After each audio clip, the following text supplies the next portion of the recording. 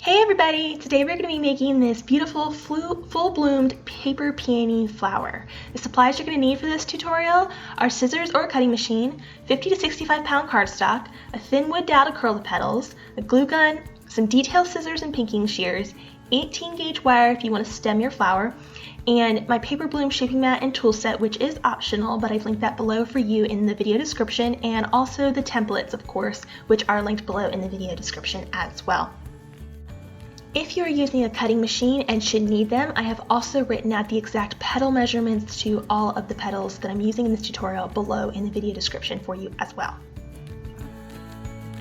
You will need to cut out the following number of petals. You'll need 4 of the 6-point petals and 3 of the 9-point petals, and then leaves are just to your preference, however many you would like to cut out. Hey there guys! So today we're going to be making this really pretty opened bloomed peony flower here. It's a fully bloomed peony. So I'm going to be showing you how to make that today, and let's go over our supplies here real quick. I have my supplies laid out that we'll be using for this.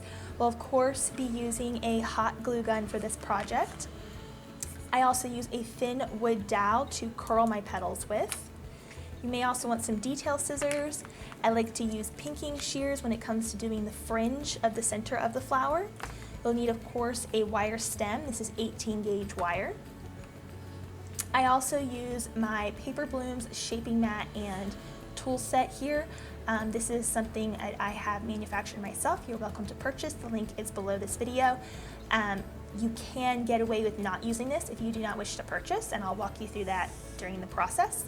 And then of course you'll need the templates.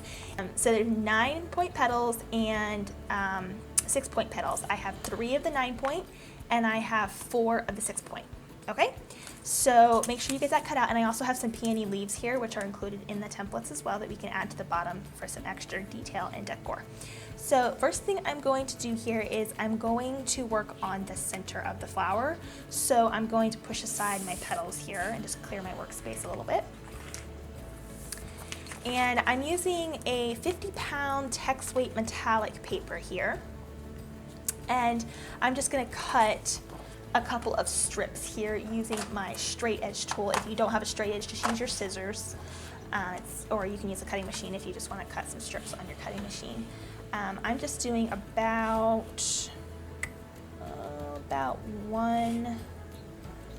1-inch strips of paper here.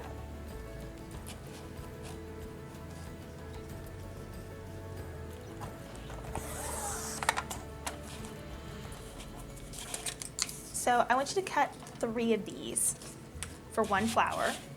So I have my 3 1-inch strips here of paper. This was an 8.5 by 11, so it's of course 11 inches long by 1 inch. I'm going to set this aside. And the next step here is going to be to add some detail to the edges before we actually start cutting slits with the detail scissors, and that's what I use the pinking shears for. So the beauty of the pinking shears is it gives it a triangular pointed edge rather than a square edge when you cut into the paper. So I like to add that to one side. So I'm basically just trimming one edge of the strip. Just trim enough to where you're able to get that design into the strip of paper. You don't have to cut very deep, just enough so you've created that edge. And do that with all 3. Okay, so I've added that edging using my pinking shears to all 3 pieces of this paper here. And the next part is going to be to cut them into strips. So I'm just going to actually fold this 2 times. Just like that, fold it twice. And then on the side that is jagged where you did your pinking shears, that's where you're going to start cutting from that side inward, okay? So I'm just going to use my detail scissors to cut tiny little slits all the way down. And of course you're not cutting all the way through because we need that to be intact at the other end so we can roll it around our stem. Now I know there's probably some of you wondering, hey, why isn't there an SVG file for this? And that's a good question. I could design an SVG file for this. I might eventually, I don't know. But honestly, this to me is not only better looking, but it actually is a little faster than the cutting machine.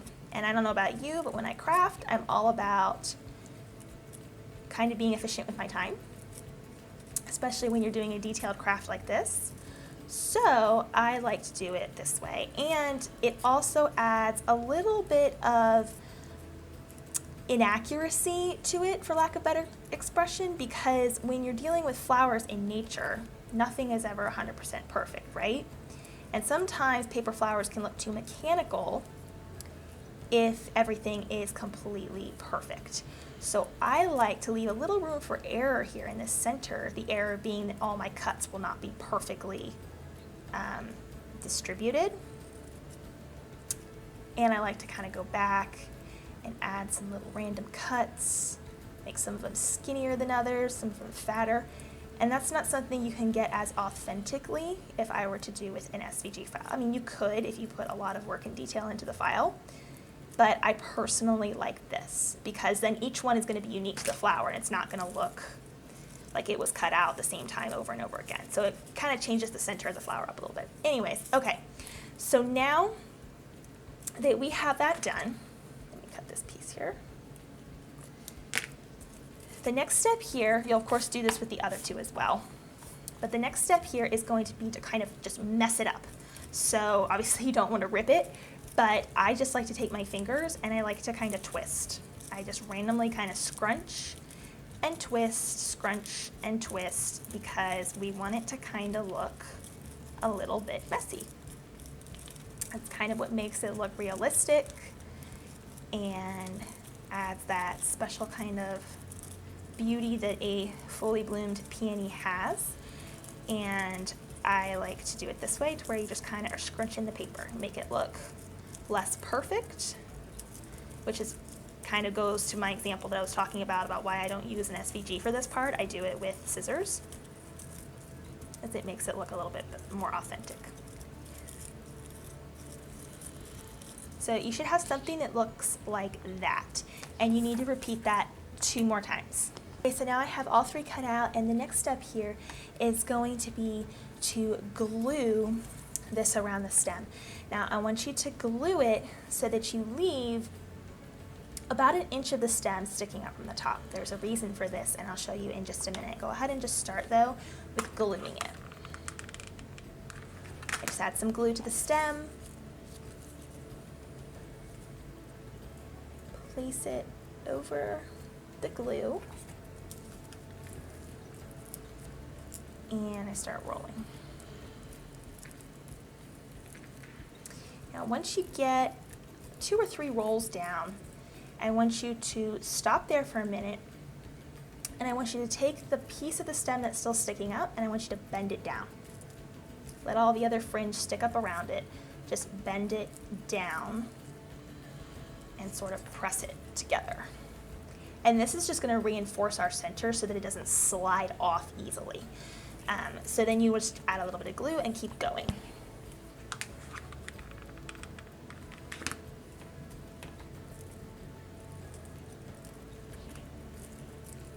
Just make sure you're rolling it kind of tight so it's not loose, and add glue every 3 or 4 rolls.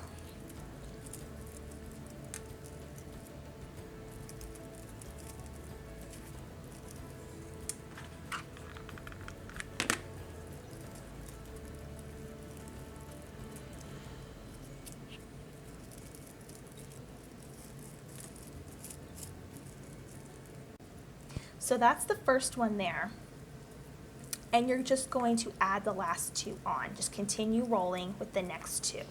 So I would just pick this one up, I would add a little glue, stick that on, and then just continue rolling. Okay, so I have that done now, so just set that aside for now. And the next part is going to be to work on our petals. So for all of the petals, we kind of do the same thing. I'm just going to use my Cricut scraper tool here, or you can use the wood dowel if you don't have this. And I just curl it, like so. each petal, I'm just curling inwards, in and down. You could probably even get away with using the edge of your scissors to do this. Just be careful, don't hurt yourself. And then with the 6-point ones, I also like to kind of bend at the base, just give it a little crease, because this helps the petals stand up even more, which is what we want. We want it to kind of be nice and closed, right? So do that, and then repeat the same thing with the small ones. You'll also do curling it. Give it a nice deep curl. And this is where I use my paper balloon shaping mat and tool set, which if you don't have this, you can just sort of use your fingers to fold them up again. But I like to roll the center with the mat, putting pressure with the tool into the mat. And then it creates kind of a nice 3D petal effect where the flower petals really start to stand up there. So that's what I do for the small ones. So do the same thing with all of your petals. Okay, I'm gonna set that aside. And I've already prepped the rest of my petals here. So I've done the same thing with all 4 of those and the same thing with these 3. So the next step here is going to be to get them on the stem, and we're going to actually be threading them up the stem here and then kind of gluing them up around this here. And before we do that, you can kind of fluff this out a little bit. Don't be afraid to be a little harsh with it. It won't do anything, it won't hurt it. Let's just fluff that out a little bit.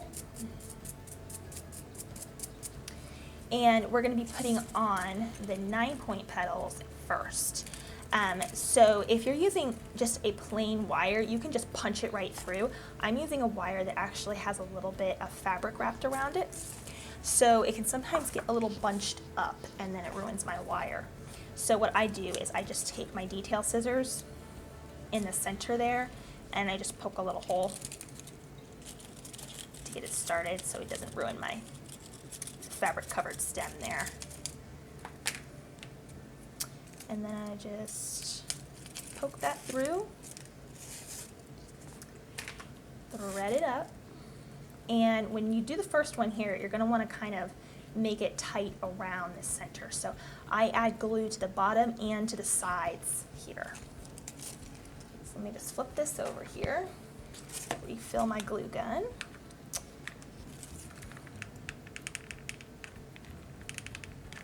So I'm just adding some glue to the base here and kind of around also. And then we're going to thread that up. And then be careful because the glue is hot, but I kind of press the petals to the sides of that center that we made around the stem. I'm not using any finger glue protectors here because I've been doing this for years and I'm so used to getting hot glue on me. Don't even think about it anymore, but if you're not used to it or don't want to, then make sure you wear some of those little rubber finger glue protectors. So by gluing it up like that, we'll be able to accomplish a nice tight center look like so. So it should look kind of like that from the bottom and kind of like that from the top. So now we're just going to continue to punch the rest of these petals through the wire and glue them up the stem. So I'm going to continue now with this one. And real quick, I'm just going to punch holes into all of mine. If you don't have covered wire, then just punch yours through. You won't need to do this part. I'm just punching little starter holes for myself here. So now we have that taken care of, and I'm going to continue with my next piece here, still on the 9-point petals, and I'm just going to thread this up. When I get to the top, I'm going to add a little glue.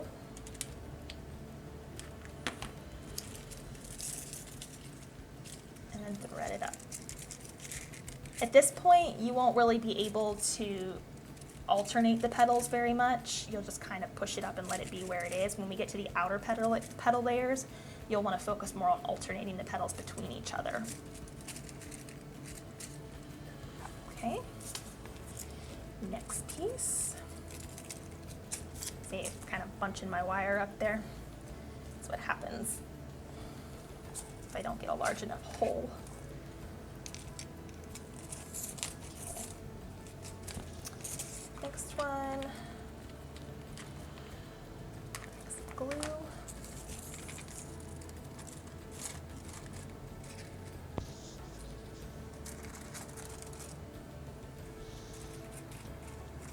You could even stop here if you were making a bunch of these and kind of make one that's just a tighter bud and isn't as fully bloomed, and you could just kind of make it like that and have this as a smaller version in a bouquet, for example, or an arrangement. But of course we're going to make the complete flower here, so I'm going to continue now with these. We're moving on to the 6-point petals.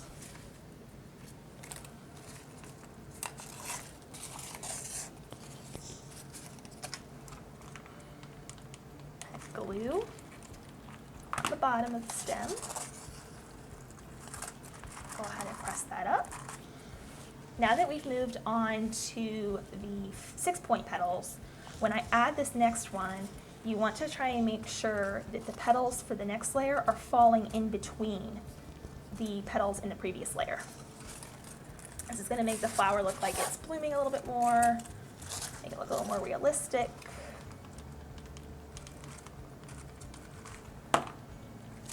So I'm just paying attention to where I'm placing those.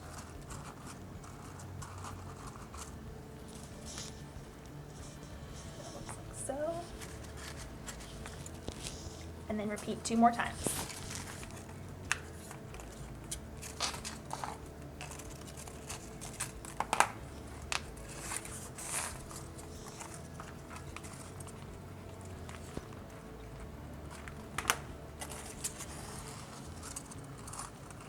Alternating my petals again so that they're falling in between the previous petals.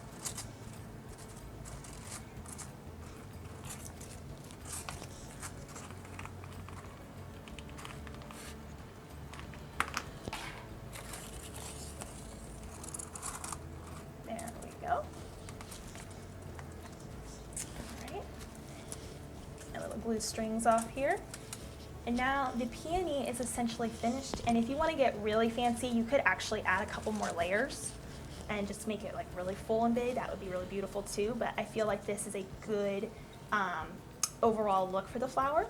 And if you want to add a little bit of a finishing touch to the bottom, you can add a few leaves as well to the underside.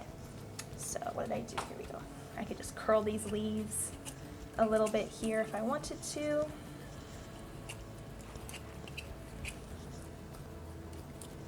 And I would just add these to the underside.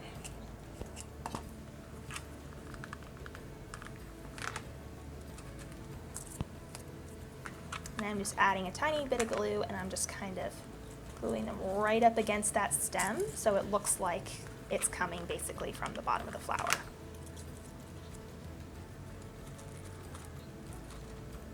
There we go. That's a nice finished looking bottom now. We have a stemmed flower that can be used in a bouquet or arrangements. It looks like a really pretty peony. So I really love this flower. Probably it's just going into one of my top 10 favorite flowers out of the couple hundred I've designed. So I really hope you like this tutorial, and make sure you go grab your templates. I'll see you guys next time.